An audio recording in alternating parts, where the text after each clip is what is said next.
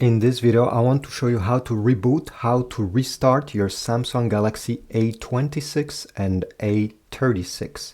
So there's two ways on how this can be done. The first way, if your screen is not frozen, what you need to do is to simply drag down from the top right menu, no matter where you are, even if you're in an app.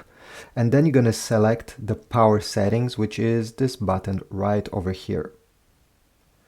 And then all you have to do is to click restart and the phone will reboot, will restart. It will take around 2-3 minutes and you'll be good to use it again after that. Now, if your screen is completely frozen and no matter what you do, you're not able to access what I just showed you, you're going to press the power button and the volume down, both of these at the same time during around 7 seconds until the screen is completely black. So let's do it together. Power button and volume down, and I'm keeping these pressed until the screen is black.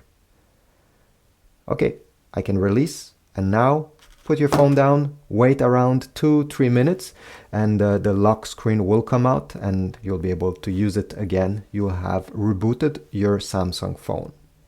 Thanks for watching. Leave a like, subscribe, and don't forget to leave a comment as well. See you.